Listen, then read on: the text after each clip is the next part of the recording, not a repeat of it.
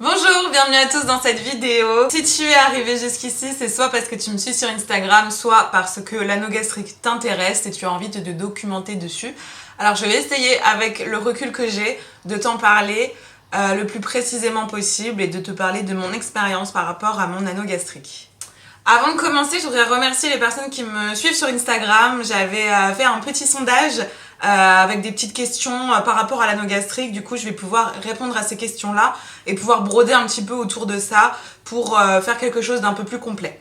Je vais commencer aussi par un petit disclaimer. Ce dont je vais vous parler, c'est mon retour à moi qui est très personnel et qui n'est pas celui de tout le monde. Mon cas n'est pas celui de tout le monde.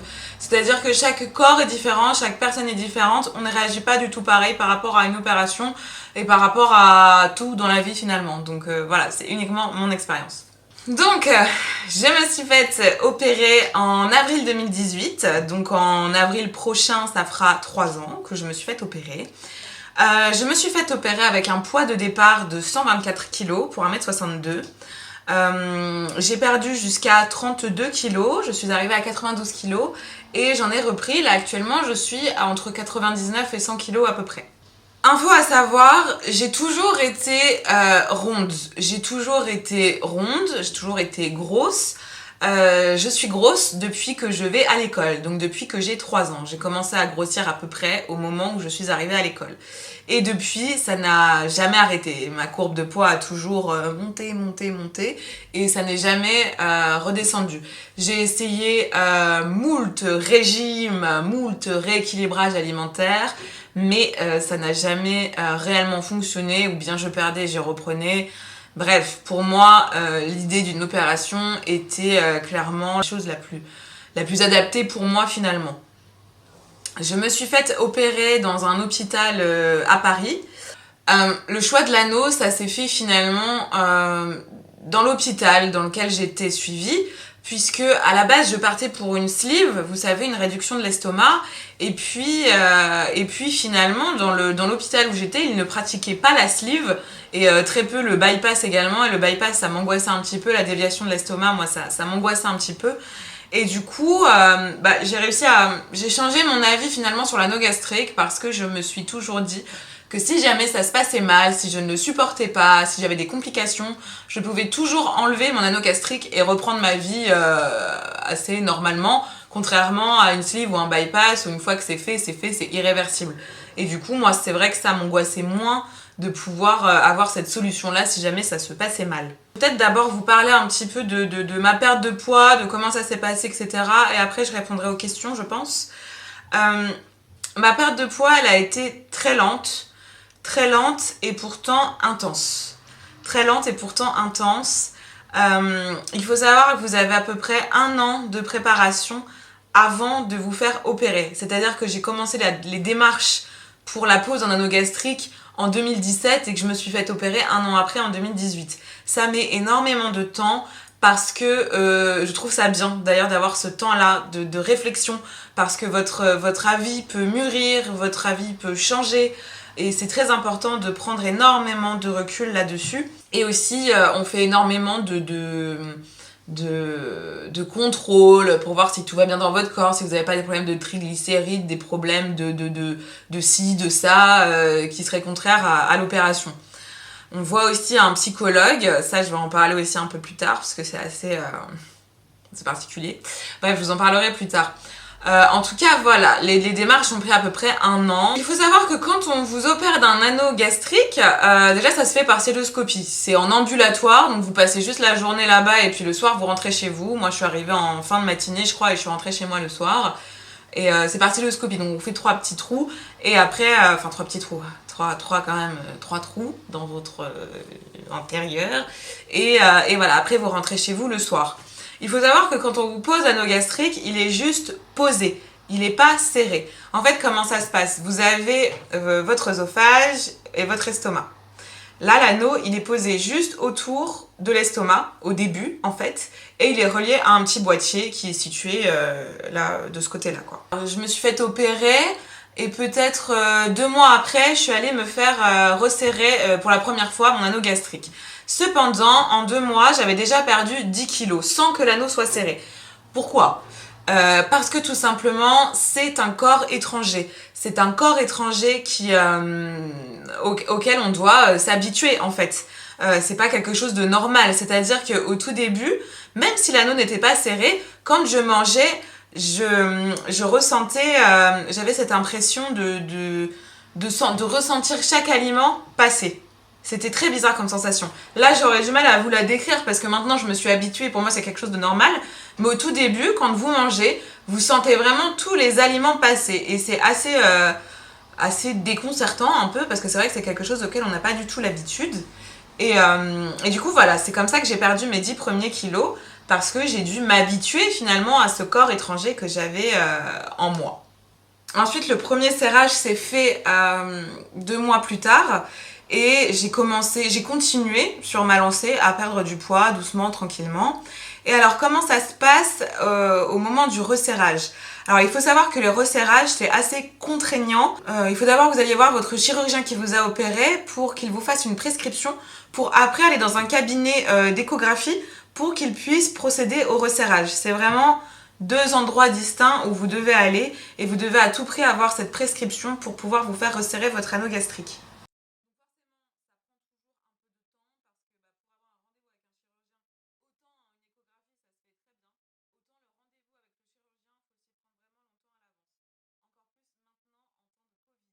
Donc le premier serrage, donc vous arrivez dans le cabinet d'échographie et en fait donc vous avez le boîtier qui est situé juste ici et ils vous font une espèce de petite piqûre et ça envoie du liquide, je ne saurais pas vous dire quel genre de liquide, ils envoient dans le boîtier et pour après aller serrer l'anneau. Les resserrages se font vraiment petit à petit pour voir comment votre corps s'habitue et pour voir comment vous vous sentez avec ce serrage finalement. Donc du coup, moi la première fois, j'étais serrée à 4,5, sachant que le plus fort où j'ai été serrée, c'était 6,5, donc c'est pas énorme. Donc 4,5. Comment ça s'est passé après tout ça? Eh bien, après le premier serrage, on rigole plus du tout. On rigole plus du tout. Je me souviens que je travaillais dans l'hôtellerie à ce moment-là. Et le soir même, j'allais travailler et j'ai mangé un yaourt. J'ai mangé un yaourt et c'est tout. Et c'est tout, je ne pouvais pas manger plus parce que j'étais rassasiée. La sensation, si vous voulez, avec un anneau gastrique, quand on vous le serre, c'est comme si vous mangiez un gros McDo. Tu sais, tu connais la sensation quand tu manges un gros McDo des familles et que tu te sens rempli et que t'es là, je peux plus être trop manger. Et ben là, c'est pareil, sauf que tu manges quasiment rien. Tu dois vraiment à tout prix mâcher. Mâcher, mâcher, mâcher, mâcher, mâcher, mâcher, mâcher. Tu dois mâcher. Tu dois mâcher parce que sinon, ça ne passe pas. Ça ne passe pas. Pourquoi? Parce que tu as tes aliments qui arrivent dans ton œsophage et qui arrivent dans ta petite poche d'estomac. Parce que du coup, tu as ton petit estomac ici et en tout, tu as la grosse partie. Et là, c'est l'anneau. Et du coup, en fait, il faut que tes aliments, ils arrivent limite liquides pour qu'ils soient bien dans cette petite poche et pour que tu puisses digérer tranquillement.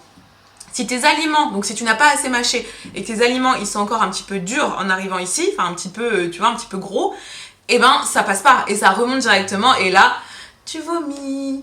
Et ça m'arrivait très très souvent et ça m'arrive encore maintenant si je ne me concentre pas assez quand je mange, si je mange à l'arrache, si je fais pas attention à la façon dont je mange, et ben ça peut vite stocker et je peux vomir.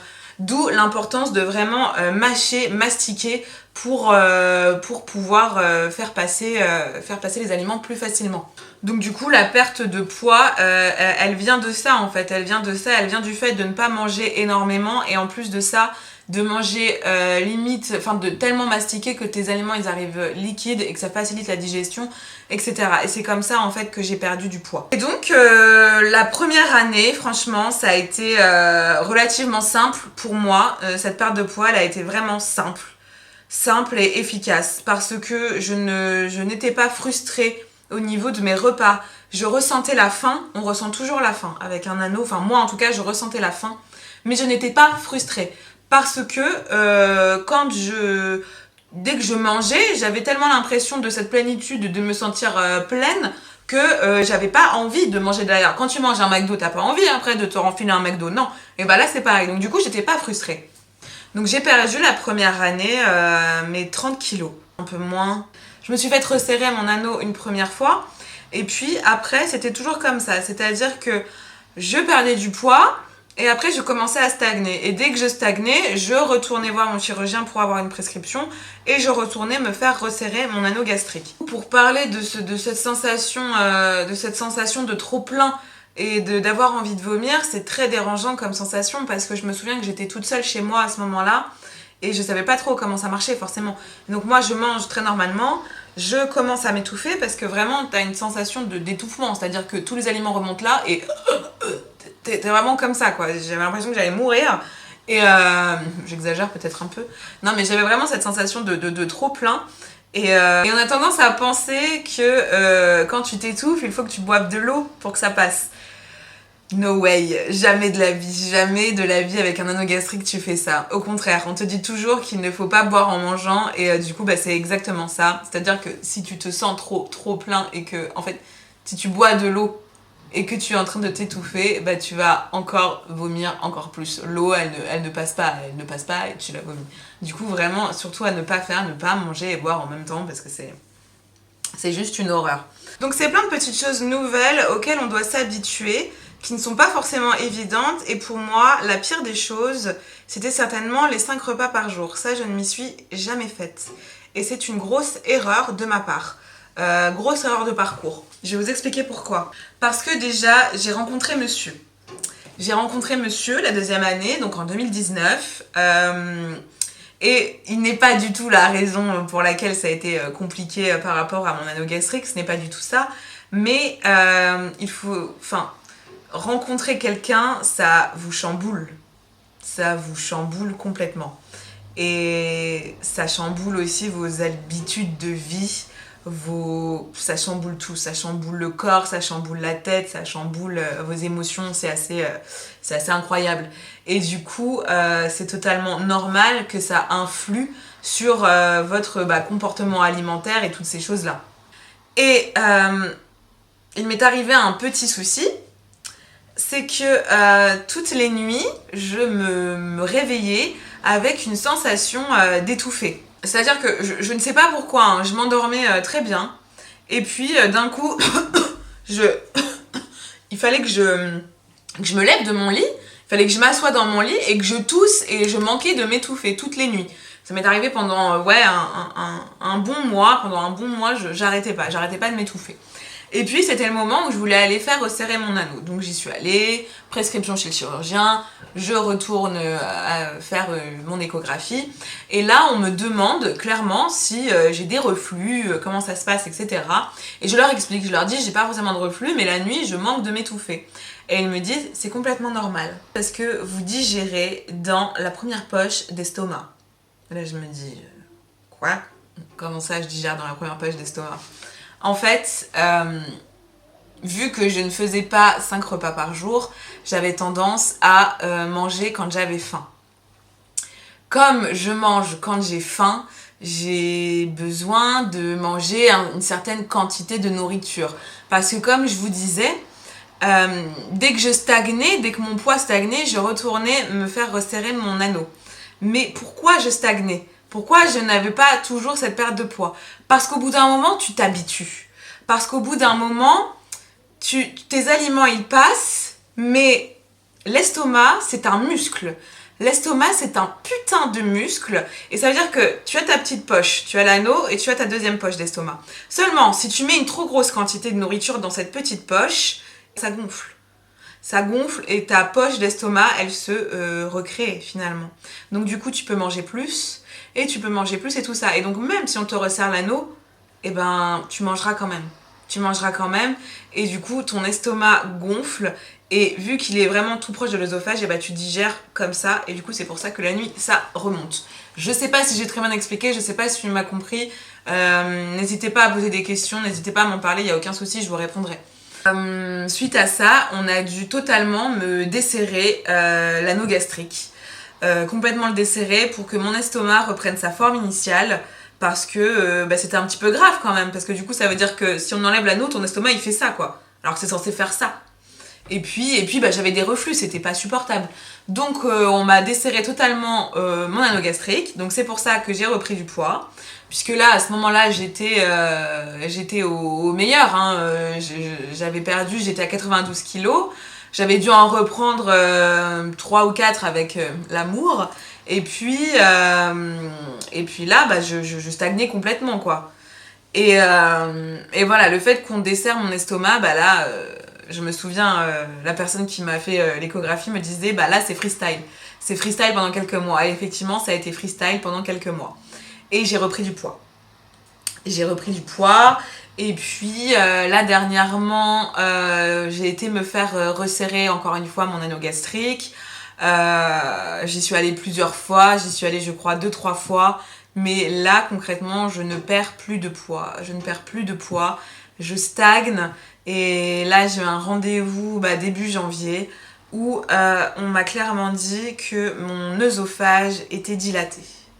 Mon œsophage est dilaté. Ça a été un petit peu dur à encaisser parce que ça m'a fait vraiment peur. Je me suis dit, mais est-ce qu'on peut vivre avec un œsophage dilaté? Parce qu'autant l'estomac, je sais que c'est un muscle, ça gonfle, voilà. Un œsophage, par contre, je trouve ça un petit peu... ça fait un petit peu peur quand même, quoi. Et puis, alors comment un œsophage se dilate? Bah, c'est pareil, c'est parce que je ne fais pas 5 repas par jour, je mange trop d'un coup. Et forcément, l'œsophage, on m'a expliqué aussi que c'était un muscle et que du coup, lui aussi, il pouvait grossir de temps à autre pour laisser passer la nourriture. Sinon, je m'étouffe. Donc voilà. Je suis serrée à 5,5 ou 6. Et certainement que le prochain rendez-vous, ce sera pour me desserrer totalement l'estomac si je ne fais pas vraiment ces 5 repas par jour pour faire rentrer une toute petite quantité de nourriture dans mon estomac pour pas que tout s'écarte, quoi. Voilà où j'en suis avec mon anneau gastrique. Et alors du coup, je voulais vous parler de ça parce que on voit toujours le côté positif des choses, ou on voit toujours le négatif. C'est toujours ou tout blanc ou tout noir. Ou tout se passe très bien ou tout se passe très mal. Ça n'a pas été mon cas, ça n'a vraiment pas été mon cas. J'ai fait cette opération pour un point de vue personnel parce que pour moi, c'était plus possible à 124 kilos de monter 3 étages sans être essoufflée, de marcher longtemps sans avoir mal aux mollets ou aux chevilles ou aux articulations. Et j'avais vraiment besoin de le faire pour me sentir mieux dans mon corps. Aujourd'hui, je suis à entre 99 et 100 kilos. Je me sens mieux dans mon corps. Bien sûr, je n'ai pas atteint mon objectif, entre guillemets. Tu sais, ce chiffre-là qui veut tout et rien dire finalement. Parce que je pense réellement qu'au final, se sentir bien, ça dépend pas forcément de ton poids. Je pense qu'il y a énormément de choses autour qui jouent. Et voilà, moi cette opération-là, pour moi elle a été bénéfique, mais elle a aussi du négatif parce que, encore une fois, tout ne se fait pas tout seul. C'est pas juste une baguette magique, comme on veut te montrer dans certaines émissions en ce moment, où soi-disant, voilà, tu te fais opérer et tout va bien. Et enfin, non, pas du tout, c'est énormément de complications. Et puis, il y a l'aspect psychologique également, et ça, j'en ai pas encore parlé, mais je trouve ça un peu grave parce que je vous ai dit qu'il y avait 1 an de préparation pour l'opération et pendant ces 1 an-là, j'ai vu une psychologue une fois. Qui a déterminé que j'étais ok pour l'opération, que j'avais pas de signes bizarres, enfin que j'avais pas de signes distinctifs pour une contre-opération, alors que c'est plus profond que ça, c'est beaucoup plus profond que ça. C'est que si tu as envie de faire l'opération, tu peux dire tout et n'importe quoi à un psychologue.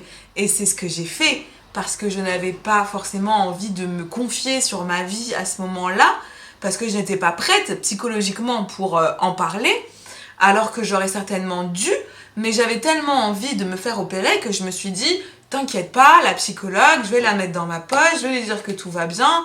Et si tu lui dis que tout va bien, comment tu veux qu'elle sache ce que tu ressens à l'intérieur, tu vois? Et je pense que si tu ne règles pas ton problème psychique dès le début, ça marche pas. Ça marche pas, pourquoi? Parce que j'ai des troubles du comportement alimentaire et ça fait pas longtemps que je le dis. Je ne voulais pas me l'avouer, je pense. Parce que j'avais envie de me faire opérer, en fait. J'avais envie de me faire opérer le plus rapidement possible, sachant que ça prend déjà 1 an. Et qu'1 an, c'est énorme, en fait. Et il y a même des gens qui se disent « Mes troubles du comportement alimentaire se résoudront quand j'aurai perdu du poids. » Non. Non, ça ne marche pas comme ça. Ça ne marche pas comme ça. Et même si tu le sais, t'es tellement pressé. T'es tellement pressé. Tu veux tellement changer de corps. Tu veux tellement vivre normalement, avoir une vie normale comme tout le monde, pouvoir t'habiller comme tout le monde, pouvoir... Tu vois tellement ça, tu vois tellement cette ligne d'arrivée que tu ne prends pas en compte tout le chemin qu'il y a à parcourir. Et le chemin qu'il y a à parcourir, c'est là. C'est là et ça prend du temps. C'est énormément de travail sur toi-même. C'est énormément de rendez-vous avec un bon psy, avec une bonne personne qui puisse t'accompagner, qui puisse comprendre des choses, qui puisse mettre des mots sur ce que tu ressens, sur pourquoi est-ce que tu manges de cette façon-là, pourquoi tu es comme ça, quoi. Et c'est important, c'est aussi important d'apprendre à s'aimer, d'avoir un regard bienveillant avec soi-même avant de se faire opérer. Moi, je vois des personnes qui voilà, font des avant-après, qui mettent des photos d'elles avant, des photos d'elles maintenant, où elles ont perdu énormément de poids, et puis qui se disent ah ouais, plus jamais comme ça, mais j'étais horrible, mais j'étais... Comment tu peux être si méchante envers ton ancienne toi, puisque finalement c'est toujours toi, on est toujours nous-mêmes au fond. Moi j'ai pas changé, je suis un peu plus en accord avec moi-même, parce que oui il y a des choses qui sont pas évidentes à gérer quand t'as du poids en trop, mais j'ai toujours été la même personne, je n'ai pas changé entre le moment où je faisais 124 kilos et le moment où je fais 92 kilos, je n'ai pas changé, je suis toujours la même personne, et on le sera toujours. C'est juste ton apparence qui change. Au fond, tous tes mots, ton psychologique, il ne change pas. Et c'est à toi de le changer. C'est pas ton poids qui va le faire changer. Et ça, je pense que c'est très, très, très important de le prendre en considération, parce qu'on est trop dans le résultat le plus vite possible. Et c'est pas bon. Il faut vraiment prendre son temps. Donc moi, l'anogastrique, ça a été une vraie aide pour moi. Si c'était à refaire, je le referais, parce que je n'ai pas eu de grosses complications. Là, j'en ai des petites par rapport à mon œsophage dilaté ou mon estomac dilaté. Mais ça va, je gère. Donc je le referai. Mais s'il vous plaît, vraiment, prenez en considération que ce n'est pas une baguette magique. Ce n'est pas juste, ça y est, tu perds 50 kilos et tu perds aussi tous tes problèmes. Tout va bien, c'est fini. Non, il faut avoir une bonne prise en charge psychologique, et il faut être prêt aussi. Il faut être prêt à vouloir se livrer, à vouloir prendre peut-être un peu plus de temps pour te faire opérer, mais comment tu aies un bon suivi et que ce soit bien. Pareil, le suivi, alors vous avez un énorme suivi pré-op. Par contre, une fois que c'est fait, c'est à toi, c'est vraiment à toi de te bouger, d'aller prendre rendez-vous avec des psys, de faire ci, de faire ça. Personne ne va te prendre par la main et te dire alors comment ça se passe, on va vous revoir pour faire un rendez-vous, pour voir si tout est ok. Non. Et pareil, il y a une dernière fois, j'ai vu un chirurgien, pas celui qui m'a opéré, mais un autre chirurgien, pour avoir une prescription et pour me faire resserrer mon anneau. Et c'était la période où justement où on me l'avait complètement desserré. Et il me dit alors comment ça se passe avec votre anneau desserré. Je lui dis écoutez, j'ai repris du poids. Et il me dit allez voir une diététicienne. C'est pas normal que vous repreniez du poids, il faut aller voir une diététicienne. Non mais en vrai, j'ai fait une opération, tu te doutes bien qu'il n'y a pas juste un souci de diététicienne. Tu vois, c'est tellement C'est fou de nous dire ça encore maintenant. C'est fou de nous dire ça. Je sais exactement comment il faut que je mange. Je sais ce qu'il faut que je mange. Je pense que je suis même mieux placée pour savoir ce qu'il faut que je mange qu'une personne qui est mince et qui n'a jamais eu de problème de poids, tu vois. Je sais ce que c'est. Je sais ce que c'est la bonne nutrition. Je sais ce que c'est. Je sais ce qu'il faut que je mange pour être bien dans mon corps, etc. Je sais combien de litres d'eau il faut boire par jour. Je sais bien. Mais si j'avais juste besoin de ça, j'aurais pas ce problème de poids. Tu vois ce que je veux dire? J'aurais pas ce problème de poids. J'ai un trouble du comportement alimentaire. Et déjà, à partir de là, normalement, c'est déconseillé de te faire opérer si t'as des troubles du comportement alimentaire. Alors qu'on m'avait posé la question en préopératoire, on m'avait dit est-ce que vous faites de l'hyperphagie? Est-ce que vous faites de la boulimie? Et moi, je leur avais dit je fais de l'hyperphagie. J'ai besoin de beaucoup manger pour me sentir rassasiée. Ils le notent. Mais bon, non, un rendez-vous avec une psy, je lui dis que tout va bien, et c'est bon. Bah ça marche pas comme ça. Ça marche pas comme ça. Mais de vous-même. Il faut pas en vouloir au médecin ni au corps médical, c'est comme ça. À un moment donné, on peut se battre, hein, on peut ne pas être d'accord avec le corps médical, etc. Mais je pense que c'est à vous de vous battre pour ce que vous voulez.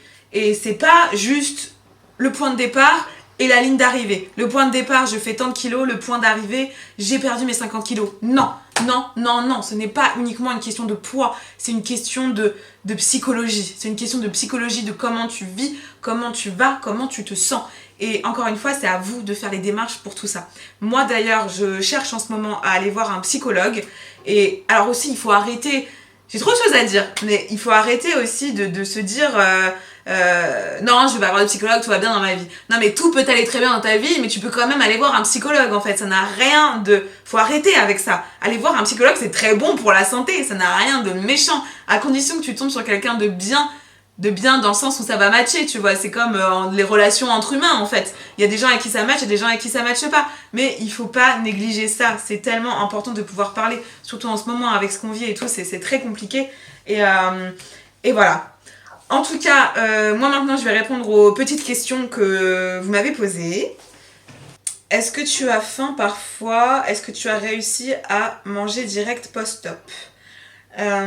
J'ai faim tout le temps. J'ai toujours la sensation de faim, ça n'a rien changé sur ça. Le seul truc, c'est que je me sens rassasiée très vite. Donc voilà, mais j'ai toujours faim, ça n'a rien changé. J'ai toujours très faim, j'adore manger. Est-ce que j'ai réussi à remanger direct post-op? Oui, le soir, je me souviens précisément de ce que j'ai mangé. C'est ma mère qui m'avait fait à manger. J'avais mangé des avocats et des tomates. J'avais mangé une petite assiette d'avocats et de tomates.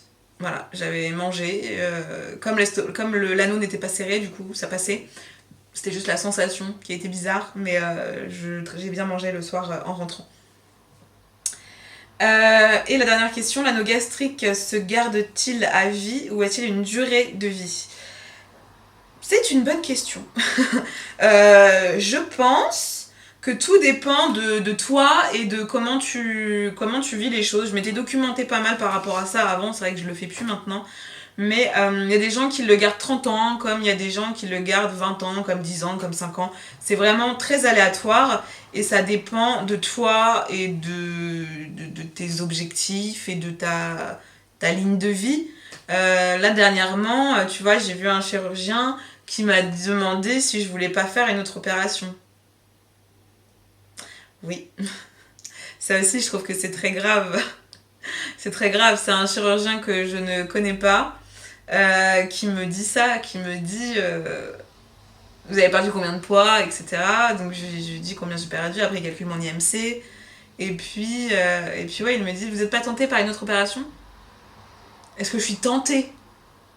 Ouais, bah je ferais bien une petite sleeve et pourquoi pas enseigner sur un bypass, écoute, puis une liposuction, ce genre de choses. Ouais, ça me tente. Franchement, ça me tente. Je suis tentée. Non mais... Est-ce que je suis tentée par une autre opération? Non, j'envisage pas de faire une autre opération. Je trouve ça dur en fait de... Allez, on y retourne. Enfin, ça rime à quoi? J'ai fait déjà une opération. C'est déjà quand même ce que j'appelle une grosse opération quand même. C'est un changement dans ta vie. Essaye de bien vivre avec ça. Déjà. Et donc du coup ça rejoint la question parce que là je pourrais très bien enlever mon anneau et partir faire une sleeve. Ou enlever mon anneau et arrêter avec tout ça. Ou voilà, c'est toi et comment ça se passe. Aussi, il y a des fois l'anneau, il y a des complications avec l'anneau. L'anneau il peut se... J'ai pas envie de vous faire peur, hein, mais il y a des histoires comme ça. Hein. Tu vas sur Doctissimo, tu trouves tout et n'importe quoi. Bref, il y a de toutes histoires, mais après c'est vraiment toi et ta façon d'être avec ton anneau gastrique. Voilà. Écoutez, je pense que j'ai terminé cette vidéo. Je pense avoir été la plus précise possible et j'ai essayé de faire vraiment quelque chose d'assez organisé. N'hésitez pas vraiment à me laisser des commentaires. J'y répondrai avec plaisir. Et si vous voulez venir m'en parler en message privé, si vous avez des questions, si vous avez... peu importe, si vous avez juste envie de parler, n'hésitez pas, ça fait énormément de bien de parler. C'est quelque chose que je trouve super avec Instagram, autant il y a des choses que je trouve horribles. Mais alors pour ça, pour le fait d'échanger, je trouve ça vraiment important. C'est vraiment super bien de pouvoir en parler, de pouvoir échanger, c'est vraiment super. Et du coup vraiment n'hésitez pas, si vous avez la moindre question, la moindre remarque, la moindre envie de parler et d'échanger, n'hésitez pas à venir m'en parler. En tout cas j'espère vraiment que cette vidéo vous aura plu et voilà, je vous souhaite en tout cas de trouver la paix avec vous-même avant d'entreprendre n'importe quel genre d'opération ou n'importe quelle chose dans votre vie. Je vous souhaite juste de trouver la paix et d'être bien avec vous-même. N'oubliez pas que notre corps, c'est la seule personne avec qui on restera toute notre vie. Vraiment toute notre vie. Notre corps, notre âme nous accompagne jusqu'à la fin. Et c'est important d'être bien avec soi-même, d'être gentil avec soi-même, de ne pas s'en demander trop, de ne pas se dénigrer, de s'aimer. C'est très important. Et je vous souhaite vraiment de trouver la paix avec vous-même. Je vous fais des bisous et je vous dis à bientôt.